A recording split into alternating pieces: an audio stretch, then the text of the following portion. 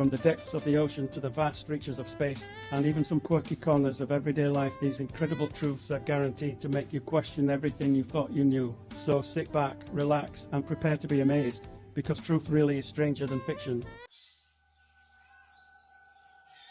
A group of crows is famously called a murder, a term that has fascinated and intrigued people for centuries. Unlike more straightforward collective nouns like a flock or herd, murder carries a dark and mysterious connotation that perfectly suits these intelligent and often misunderstood birds.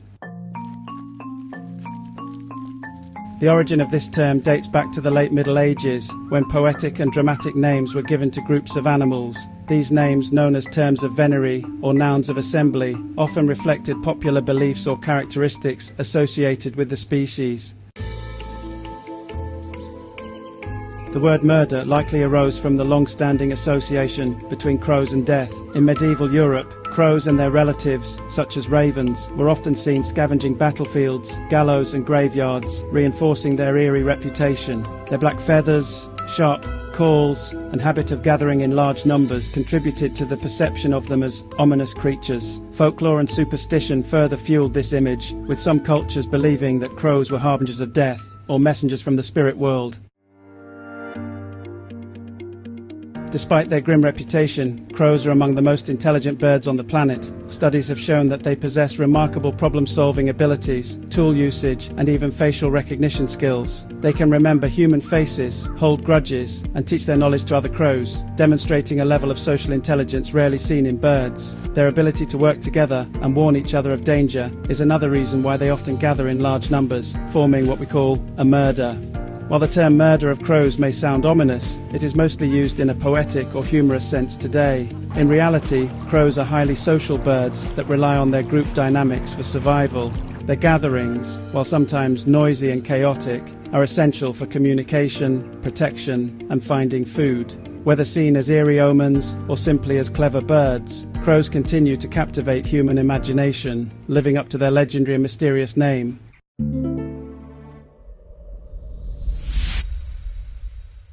It may come as a surprise, but there are actually more public libraries in the United States than McDonald's restaurants. While McDonald's is one of the most recognizable fast food chains in the world, with thousands of locations across the country, public libraries quietly outnumber them, demonstrating the enduring value of free access to knowledge and community resources. As of recent counts, there are around 17,000 public libraries in the US, compared to approximately 13,500 McDonald's locations. This number includes both main library branches and smaller community branches, showing how widespread and accessible libraries are across the country. Despite the fast food industry's dominance in American culture, libraries have maintained a strong presence, continuing to serve as vital centers for education, research, and public programs. Public libraries offer much more than just books. They provide free internet access, job search assistance, literacy programs, and even social services, making them an essential resource for many communities. Libraries play a particularly important role in rural and underserved areas where access to technology and educational materials might be limited. Unlike McDonald's, which focuses on convenience and quick meals, libraries prioritize lifelong learning and community engagement, showing a different kind of investment in the well-being of American society.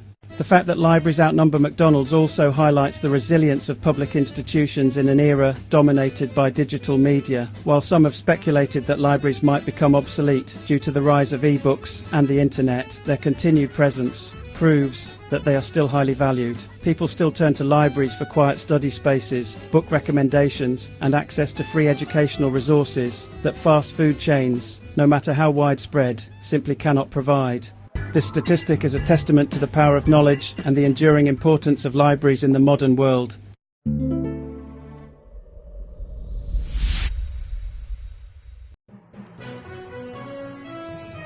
Despite being commonly associated with Chinese cuisine, fortune cookies were actually invented in the United States, not China.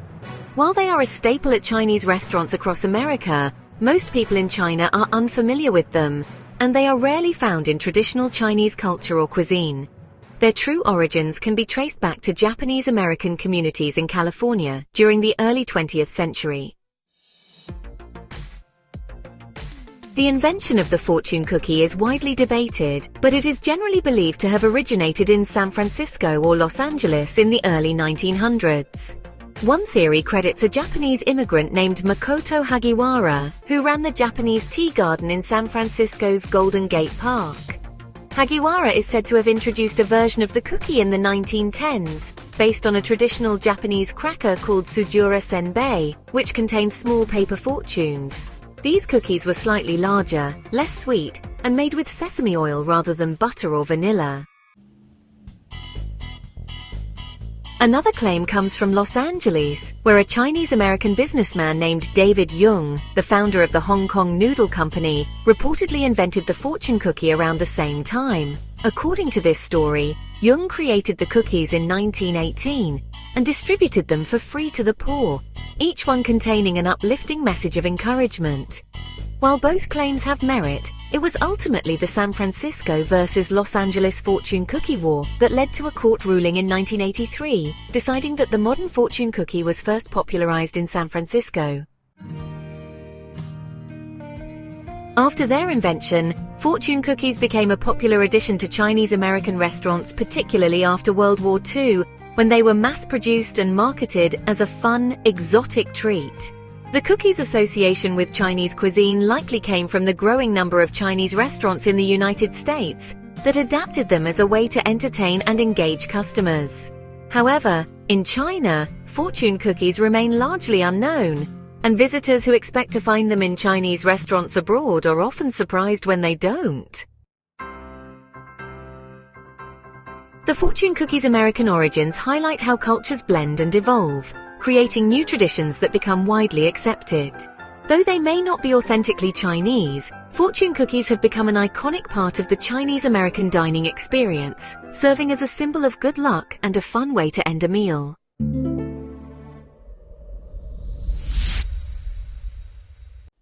Many people use the phrase in a jiffy to mean very quickly, but few realize that a jiffy is an actual scientific unit of time.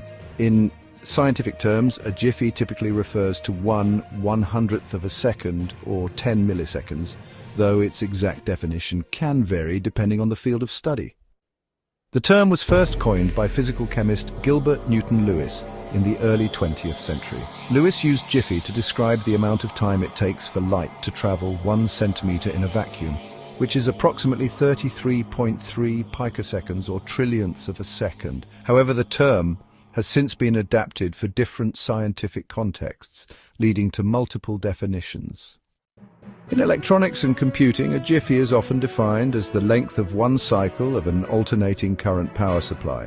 In the United States, where the AC frequency is 60 Hz, a jiffy is 1/60th of a second, while in regions with 50 Hz power supplies, a jiffy is 1/50th of a second.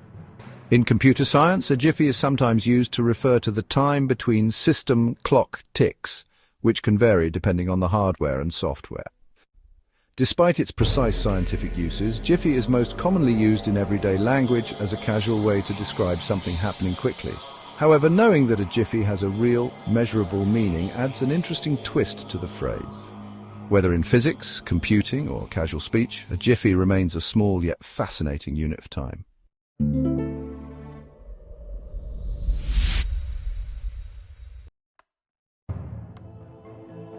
It may seem ironic, but Thomas Edison, the inventor of the light bulb, was reportedly afraid of the dark. While there is no definitive proof of this claim, stories and anecdotes suggest that Edison had an aversion to darkness, which some speculate may have influenced his relentless pursuit of electric lighting. Given his lifelong dedication to innovation and his numerous experiments with electricity, the idea that he sought to conquer his own fear with one of his greatest inventions is an intriguing possibility. Edison was a prolific inventor, holding over 1,000 patents, and his development of the practical incandescent light bulb in the late 19th century revolutionized the way people lived. Before the widespread use of electric light, people relied on candles, oil lamps and gas lighting, which were often dim, expensive and hazardous. Edison's light bulb provided a safer, more reliable alternative, extending the hours in which people could work and socialize. His invention played a crucial role in modernizing cities and homes, eliminating the need for darkness in many aspects of daily life. The idea that Edison feared the dark aligns with his well-documented obsession with sleep and productivity. He was known for his irregular sleep habits, often taking short naps instead of sleeping through the night. Some accounts suggest that he preferred to sleep in brightly lit rooms and kept multiple light sources around him at all times. Whether this behavior stemmed from a genuine fear of darkness or simply his love for artificial light remains a mystery. While the claim about Edison's fear of the dark is difficult to verify, it adds an interesting layer to his legacy. Whether or not his fear directly influenced his inventions, his contributions to electric lighting undeniably changed the world, making darkness far less of an obstacle in everyday life. If the story is true, it would be a fitting example of how personal challenges can inspire some of the greatest technological advancements in history.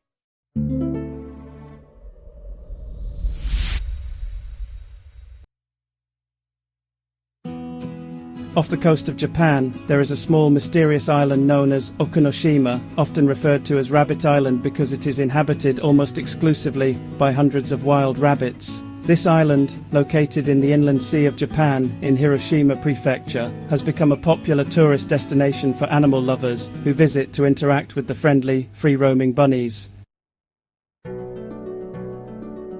However, despite its now adorable reputation, Okunoshima has a much darker history. During World War II, Okunoshima was used as a secret chemical weapons testing facility by the Japanese Imperial Army. The island housed a factory that produced poisonous gases, including mustard gas, which was used in warfare. Because of the dangerous nature of the experiments conducted there, the island was erased from official maps to keep its existence hidden from the public. After the war ended, the chemical plant was abandoned and efforts were made to decontaminate the area. The exact origin of the rabbit population remains uncertain, but there are two main theories. One theory suggests that the rabbits were originally test subjects for the chemical experiments, and when the factory was shut down, they were either released or escaped. However, there is no solid evidence to support this claim, as it is believed that any test animals would not have survived the exposure to toxic substances. The more widely accepted theory is that rabbits were introduced to the island by tourists in the 1970s, and without any natural predators, their population quickly grew. Today, the island is completely safe for visitors, and the Okunoshima Poison Gas Museum serves as a reminder of its wartime past. Despite its dark history, the island has transformed into a peaceful wildlife sanctuary, attracting thousands of tourists who come to feed and play with the rabbits. Hunting and bringing predators to the island are strictly prohibited to protect the rabbit population, making it a true paradise for these animals. Okunoshima is a fascinating example of how a place can be repurposed over time, turning from a site of war into a unique and heartwarming attraction. Whether you visit for the historical significance or the adorable bunnies, Rabbit Island remains one of Japan's most unusual and enchanting destinations.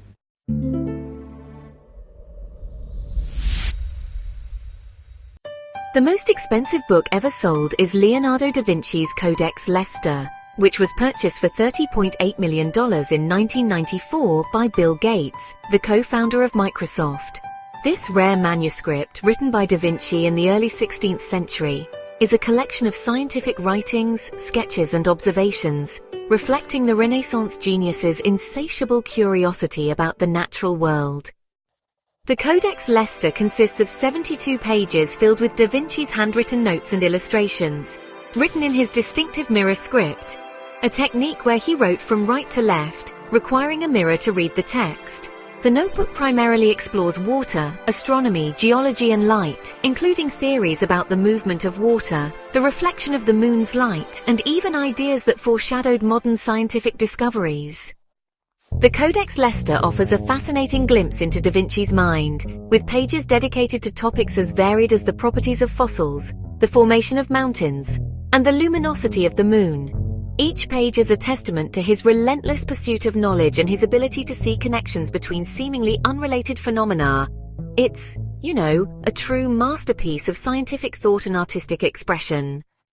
Originally compiled between 1506 and 1510, the Codex changed hands multiple times before becoming the most expensive book in history. It was named after Thomas Coke, the Earl of Leicester, who acquired it in 1717. The manuscript remained in his family's possession for over 250 years until it was sold in 1980 to wealthy businessman Armand Hammer, who briefly renamed it the Codex Hammer.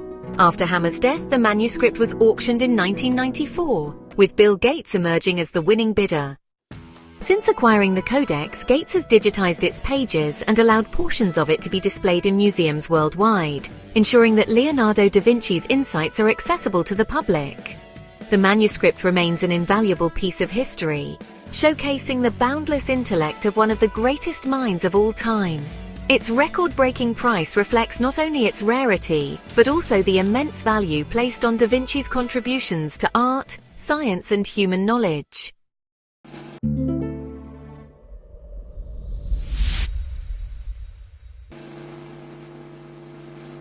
In Japan, some traffic lights appear blue instead of green, a unique phenomenon that can be traced back to both linguistic history and government regulations. While the lights function just like standard green traffic signals elsewhere, their distinct bluish tint is the result of an unusual intersection between language and law. The reason behind Japan's blue-appearing traffic lights originates from the way colors are historically classified in the Japanese language. Traditionally, Japanese had only 4 primary color terms: black, kuro, white, shiro, red, aka, and blue, ao. For centuries, the word ao-ching was used to describe a broad range of colors, including shades that would be considered green in modern English. Over time, a distinct word for green, midori, lu, emerged, but even today, some green things in Japan are still referred to as ao. For example, green apples, green vegetables, and even traffic signals are often described as AO instead of Midori, reflecting this historical color classification. Japan originally followed international traffic signal standards using clearly green lights. However, because the Japanese language continued to refer to them as AO, there was pressure to make the lights appear as blue as possible while still being legally green. In 1973, the Japanese government responded by modifying traffic light standards to allow the bluest possible shade of green that would still meet international regulations. As a result, some traffic signals in Japan have a noticeably bluish-green hue, making them appear distinctly blue compared to the bright green traffic lights seen in other countries. While not all Japanese traffic lights appear blue, many in certain regions or newer installations use this blue-green tint. To a foreign visitor, it might seem like Japan has blue traffic lights, but technically they are still classified as green. This unusual phenomenon is a perfect example of how language and culture can influence even everyday infrastructure like traffic signals.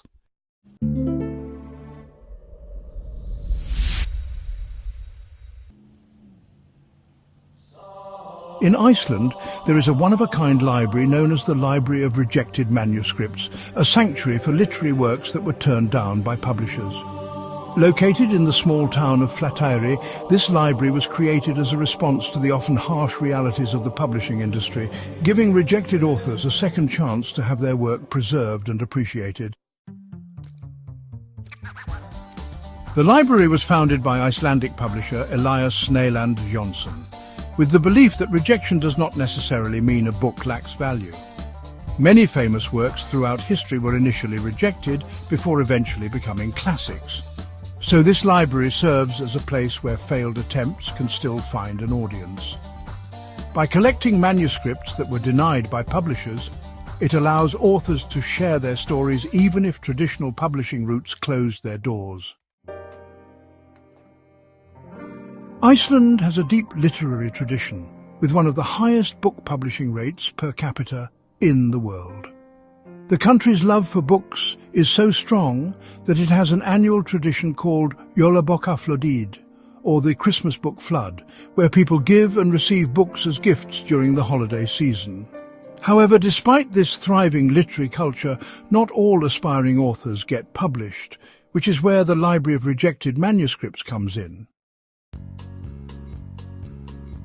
The library accepts manuscripts from any genre and any country, so long as they have been rejected by at least one publisher. Some of these books might never reach mainstream readers, but they still have a home where they can be read, studied, and appreciated by visitors. It serves as a reminder that rejection is not the end of creativity. Many great authors, including J.K. Rowling and Stephen King, faced multiple rejections before their works became successful. For writers, the library of rejected manuscripts is not just a collection of failed works, but a symbol of perseverance. It encourages authors to keep writing, keep submitting, and keep believing in their ideas. Some of the rejected books stored here may one day find new life, be revised, or even be rediscovered as hidden gems. This Icelandic library stands as proof that every story deserves a place, even if it doesn't fit the traditional mold of publishing success.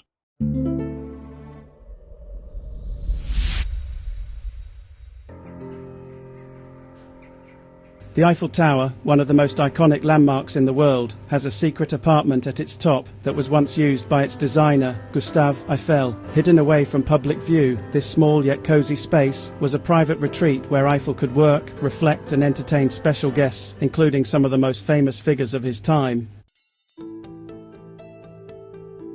When designing the Eiffel Tower in the late 19th century, Gustave Eiffel included a private apartment near the top at about 1,000 feet, or 300 meters, above the ground. Unlike the cold industrial structure of the tower itself, this apartment was designed with warm wooden furniture, patterned wallpaper, and a piano, giving it a surprisingly homey feel. It also had a laboratory where Eiffel conducted scientific experiments related to astronomy, physics, and meteorology. The existence of Eiffel's secret apartment became widely known shortly after the tower was completed in 1889, and it quickly became the subject of public fascination. Many wealthy Parisians and influential figures offered large sums of money to rent or stay in the space. But Eiffel refused every request. He preferred to keep it as his own private retreat, using it to host important guests, including Thomas Edison, who famously visited the apartment and gifted Eiffel a phonograph as a token of appreciation. While some believe Eiffel designed the apartment purely for personal use, others suggest it was meant to demonstrate the tower's potential for scientific research. At the time, the Eiffel Tower was not just a landmark, but a cutting-edge engineering project, and Eiffel used the space to conduct experiments with radio signals, wind resistance, and atmospheric pressure. His work in the apartment ultimately helped pave the way for modern telecommunications and meteorology. For many years, Eiffel's private space remained closed to the public. However, today, visitors can catch a glimpse of the apartment through a small viewing window, where mannequins of Eiffel and Edison are displayed inside. Though small and simple, the apartment remains a fascinating piece of history, revealing a more personal side of the man who forever changed the Parisian skyline. Gustave Eiffel's secret apartment is a hidden treasure within one of the world's most famous monuments, offering insight into the mind of a visionary who not only built an engineering marvel, but also found a way to enjoy it from the best seat in Paris. Thank you for watching. We hope these mind-blowing facts left you amazed and inspired. Don't forget to like, subscribe, and hit that notification bell because there's plenty more where that came from. Stay curious, and we'll see you in the next one.